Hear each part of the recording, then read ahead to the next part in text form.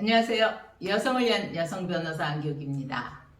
지난 주간에 우리 서울중앙법원에서요, 결혼정보회사에서 이 사람을 소개를 했는데, 2, 30억 자산가다라고 했는데, 실제는 빚더미에 앉아있던 사람이고요. 연봉이 2억 상당이 된다라고 했는데, 실제는 직업도 시원찮은 사람이었고, 뿐만 아니라 전과도 있고, 이런 사람을 소개를 했다 해서, 소개받았던 회원, 그러니까 여성 쪽에서 아마 손해배상 청구를 했습니다.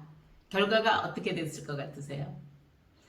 사실 요즘 우리 젊은이들이 다 바쁘고 그러다 보니 사람을 만날 기회도 많지 않고 소위 연애를 할 그런 상대를 찾기 위해서 결혼정보회사를 많이 이용을 합니다. 결혼정보회사는 일단 직업으로 이거를 하기 때문에 이거는 계약이거든요. 사람과 사람을 연결해주는 이런 계약에 맺어진 직업이라고 한다면 최소한 자기가 하는 일을 광고에 낸 것처럼 우리는 확실하게 신분 보장, 재산 상태도 다 등기로 확인해주고 이렇게 한다라고 했으면 그렇게 했어야지요. 그런데 이 결혼정보회사에서는 그냥 그 회원이 적어낸 대로 그것만 믿고 확인 절차를 전혀 하지 않은 상태에서 소개를 했는데 이런 낭패를 당한 겁니다.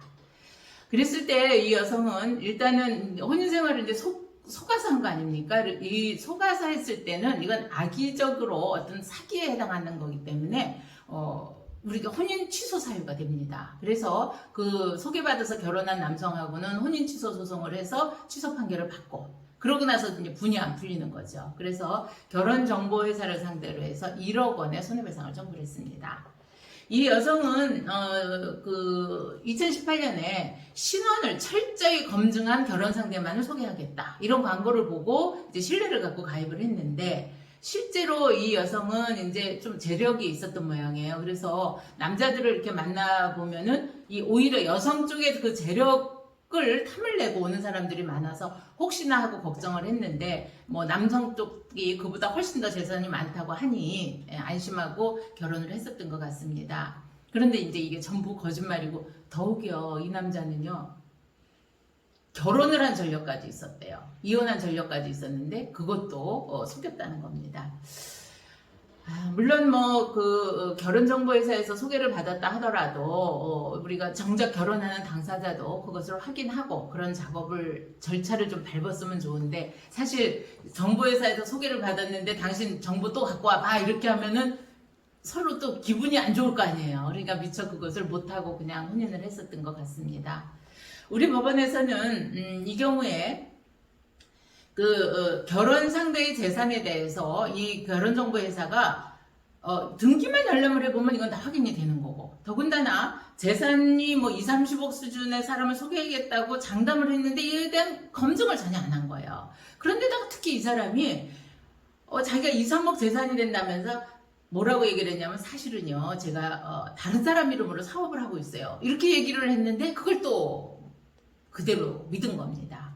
사실 우리가 다른 사람 이름을 빌려서 사업을 한다?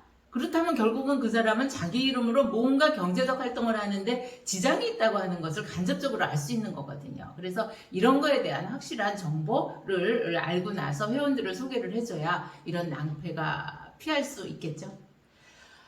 사실 아무리 우리가 혼인에 관한 이혼도 많고 이런 게 많다고 하더라도 이게 그 한 사람의 인생을 그쵸 흔들어 놓는 이러한 중대한 것이기 때문에 특히 결혼정보회사 철저하게 검증하고 그렇게 해서 회원들을 소개를 해야 될 것 같습니다.